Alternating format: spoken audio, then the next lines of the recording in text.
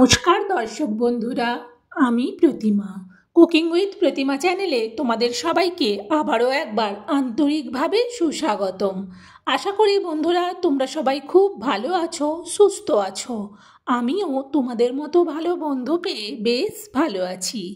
আজকের রেসিপিতে যাওয়ার আগে যে সমস্ত বন্ধুরা আজকে প্রথম আমার এই ছোট্ট চ্যানেলে এসে আমার এই রেসিপিটা দেখছো, তোমরা আমার এই চ্যানেলটাকে সাপোর্ট করে আমার বন্ধু হয়ে আমার পাশে থেকো। আমার জানা রেসিপিগুলো তোমাদেরও ভালো লাগবে। আর সব বন্ধুরা রেসিপিতে লাইক দিয়ে দেখাটা শুরু করো। দেখো, আমি এখানে একটা বড় সাইজের আলু নিয়ে নিয়েছি। সবের প্রথমে এরকম একটা বড় সাইজের আলু নিয়ে এটাকে এবার ছাড়িয়ে নিতে হবে। খোসাটা ছাড়িয়ে আমি এই আলুটাকে মাঝখান দিয়ে দুভাগ করে কেটে নেব। চলো তাহলে কেটে নিয়ে ফিরে আসছি। দেখো, খোসাটা ছাড়িয়ে আলুটাকে আমি মাঝখান দিয়ে দুভাগ করে নিয়েছি। এবার এটাকে আমি সেদ্ধ বসিয়ে দেবো। চলো তাহলে সেদ্ধ করে ফিরে আসছি। দেখো, সেদ্ধ করে নিয়েছি। আলুটা এখন বেশ গরম, তাই এটাকে আমি এখন সাইডে রেখে দেবো। এটা ঠান্ডা হতে হতে ততক্ষণ আমি আরেকটা জায়গায় করে নিয়েছি, রাখো 200 গ্রাম সাবু। আমি এখানে আজকে ছোট দানা সাবুটা নিয়েছি। এই রেসিপিটা ছোট দানা সাবুতেও করা যায়, বড় দানা সাবুতেও করা যায়। আমার কাছে আজকে ছোট দানাটা ছিল, তাই আমি ছোট দানাটা দিয়েই করছি। এরপর আমি গ্যাস জেলে দিয়ে কড়া বসিয়ে দিয়ে কড়াতে দিয়ে দিচ্ছি পুরো সাবুটা। এবার এটাকে 3-4 মিনিট একটু খুন্তি দিয়ে ভালো করে নাড়তে থাকবো। 3-4 মিনিট এটা নাড়া হয়ে গেলে এরপর এতে দিয়ে দেবো চা চামচের মাপে ভর্তি ভর্তি করে 3 চামচ চিনেবাদাম নিয়েছিলাম। সেই চিনেবাদামটা আগের থেকে ভাজা ছিল, সেই ভাজা চিনেবাদামটা আবারও সাবুর সাথে দিয়ে একটু ভেজে নিলাম। এবার এটা রেডি। এবার এটা নামিয়ে নেব। এই থালাটার মধ্যে আমি ঢেলে দিলাম পুরোটা। এটা এখন বেশ গরম, তাই চামচ দিয়ে একটু মিলিয়ে দিচ্ছি। একটু ঠান্ডা হতে দেবো এটাকে। মিনিট 5 বাদে আমি এটায় হাত দিয়ে দেখছি, এটা এখন একদম হালকা একটা গরম আছে। এই রকম হালকা গরম থাকলে তখন এটা আমি এই মিক্সার জারের মধ্যে ভরে দেবো। পুরোটা ভরে দিলাম। এইভাবে হালকা গরম করে নিয়ে এটাকে মিক্সির জারের মধ্যে দিয়ে গুঁড়ো করলে গুঁড়োটা বেশ সুন্দর হয়। চলো এবার এটা গুঁড়ো করে নিয়ে আসি। দেখো, গুঁড়ো করে নিয়ে চলে এসেছি।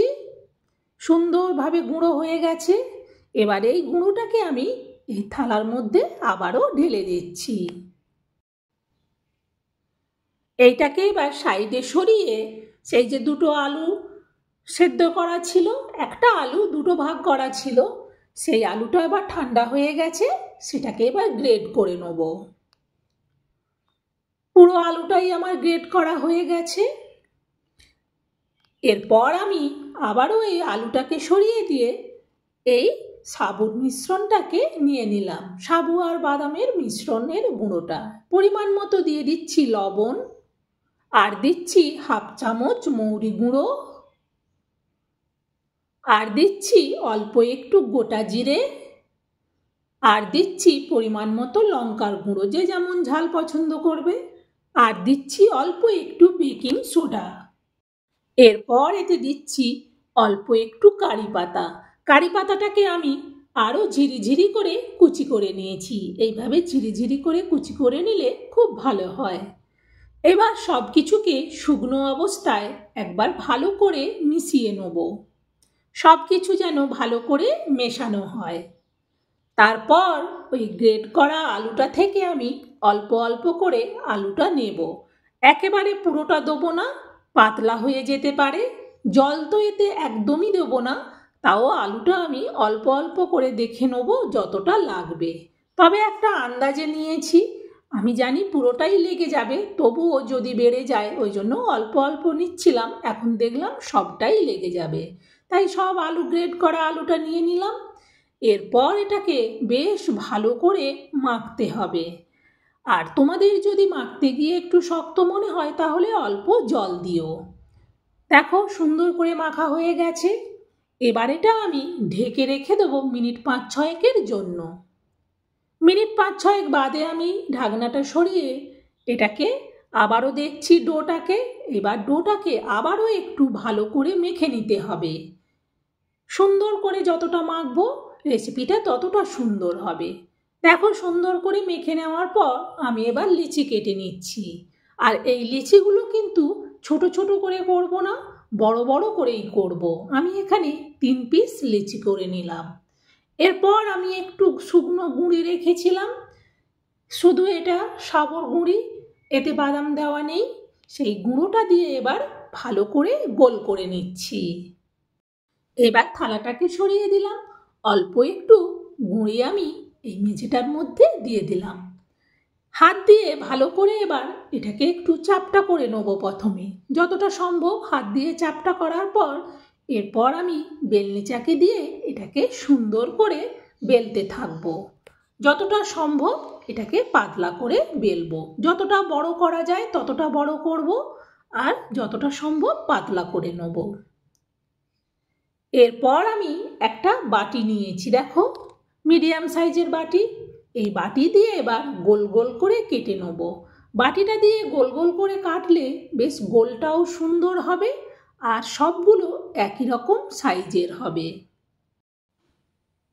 আর এটা খুব চটপট বানানো যায়, বেলতেও বেশি সময় যাবে না আর কাটতেও বেশি সময় যাবে না। আমি এগুলো সব একেবারেই রেডি করে নেব। দেখো বন্ধুরা, সবগুলো আমার রেডি হয়ে গেছে। অল্প অল্প করে আমি কেটে কেটে সবগুলো একসাথে বেলে নিয়েছি। দেখতে কতটা সুন্দর লাগছে, সবগুলো একই মাপের হয়েছে। এরকম সবগুলো রেডি করে নেওয়ার পর আমি এখানে বসিয়ে দিয়েছি প্যান। প্যানটা বসিয়ে দেওয়ার পর এতে আমি দিয়ে দিচ্ছি অল্প তেল।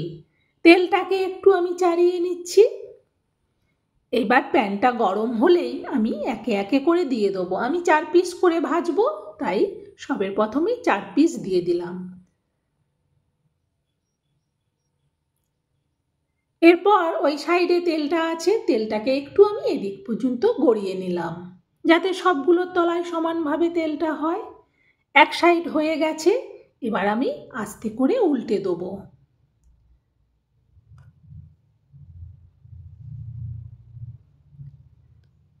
এক সাইড হয়ে গেছে, এইভাবে উল্টে পাল্টে 2 দিক আমি সুন্দর করে ভেজে নেব। এগুলো আমার পুরো রেডি হয়ে গেছে, দেখো দেখতে কতটা সুন্দর লাগছে। এবার এগুলোকে তুলে নেব। এটা আমি বন্ধুরা তেল দিয়ে ভাজলাম।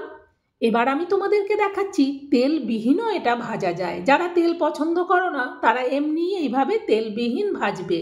তেলবিহীনও কিন্তু খেতে খুব সুন্দর লাগবে, সেটা তোমরা নিজেরাই দেখো কতটা সুন্দর হবে।